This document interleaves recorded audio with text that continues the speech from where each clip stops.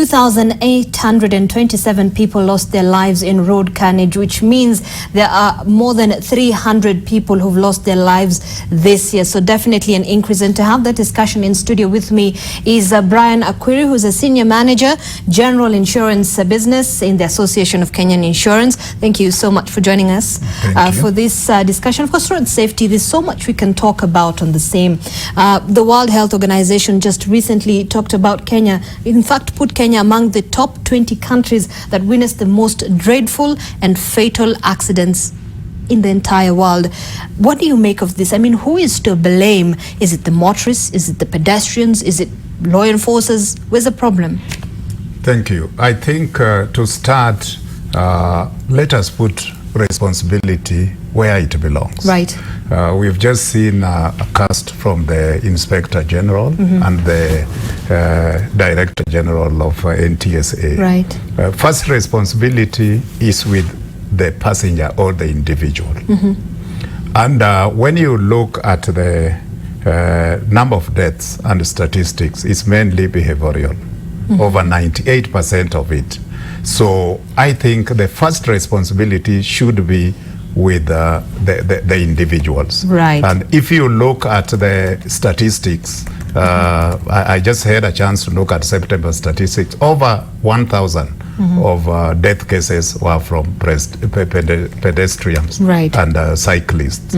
So given that they are more vulnerable, I think pedestrians would be more careful and take the responsibility, first of all, to ensure that it is safe for them to either cross or overtake or whatever action they want to do. First of all, they must be sure that they are safe to do so. Right. Yes. Year in, year out, you know, we come up with stringent measures and the government comes up with regulations, and we already even have very stiff penalties for those, you know, people who break the law when it comes to road safety. But what is the problem? Why do we still have high numbers of fatalities on the roads every single year, despite all these efforts being put towards eradicating it? I'm even more worried because now it is moving into a culture. And the moment a particular behavior moves into culture, it's even more difficult to handle it or to treat it. Right. Just as I was coming, you find where there is a safe crossover, flyover for pedestrian and passengers to pass, everybody chooses to struggle with vehicles, like on Bakati Road. Just as I was coming, there is a very safe way of crossing the road, but everybody chooses to opt for the most dangerous one, including even children, school toddlers and the handlers. So I think first of all we must have a behavior change by the individuals taking responsibility, because if you are knocked and killed or maimed or whatever, incapacitated, the person who will bear the greatest pain is yourself. So it's better to start from that point. And Brian, why do you think, you know, even despite the other, you know, months that we have, of course, road accidents, this particular month, this festive season, witnesses the largest, the highest number, an increase in the number of people who die on the roads. Is it still attributed to behavior? I guess so. First of all, as we are approaching, and already some of us have started celebrating, let us remove away this myth that towards Christmas or beginning of the year, they are different from other days. They are normal days. The kind of celebrative mood that we put in them is what brings complication. But I think let us, if we stay sober and strive to arrive where we are going alive, doesn't matter even if you arrive 3 hours, 4 hours, 5 hours, so long as you are alive, it is better like that. Let us remove away the issue of hurry, the issue I must be number one, and the issue of intoxication and drinking. So drunk driving is also a very huge problem. Yes. And I've just seen the Inspector General talking about excess passengers. The purpose of even some of these talks is to empower the passengers. Of course, once you get into a vehicle, you become impassive. But before you enter, you have got a choice as a person.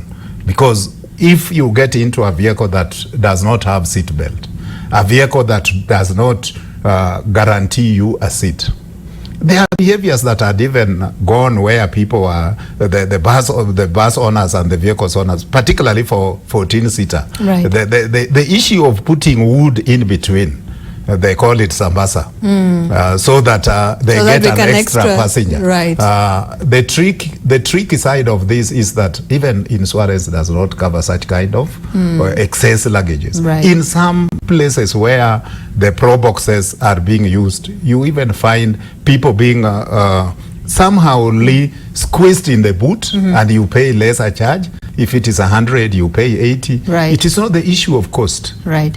It is the issue of safety.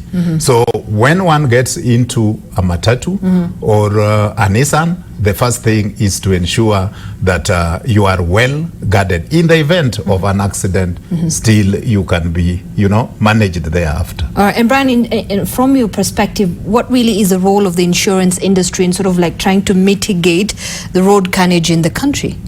We play many roles. Right. And I can remember the campaign that we have this year is to arrive alive.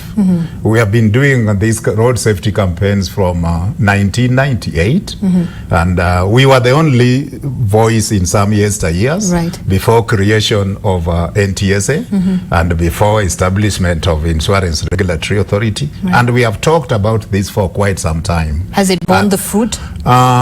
Increasingly, we can say yes, because this is behavioral change.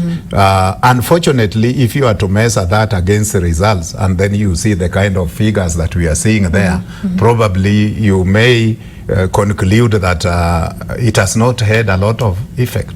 Yeah, but we need to correct this, particularly starting this festive period. Right, and I know you have a digital database that's sort of likely to put in place all the statistics. Maybe just give us an idea of what really this digital database that you've put up is meant to do. Thank you. We have got the integrated motor data information. Right. And the purpose of this is to centralize information on motor insurance from the underwriting to the claim side.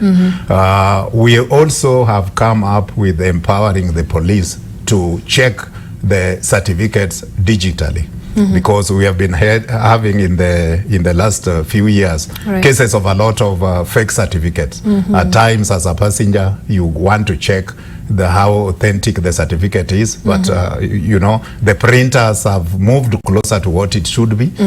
So with the bare hand, it is difficult. So what we have done is to come up with a digital certificate which can be verified by use of a code, star 352 hash. Then it takes you to a step where it asks you to put the registration number of the vehicle.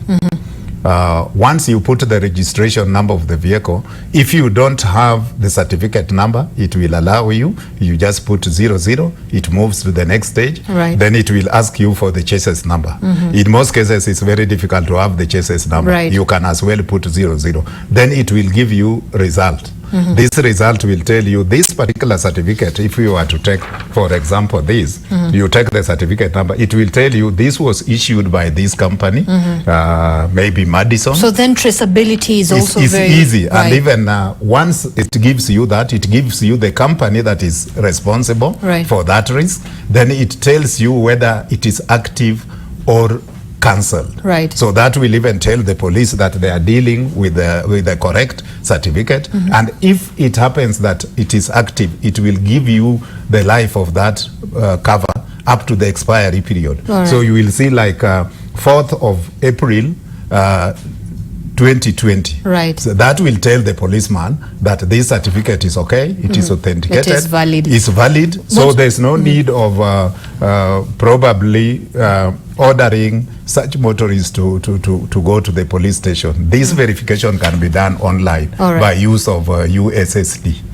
Yes. And very quickly as well, motorcycle, the border industry, yes. where do they fit in this conversation? Thank you. This is another big problem. Right. And I think somehow border they have come with even a larger bang on misuse and misbehavior in totality. The border, we have a special certificate for border called PSV motorcycle.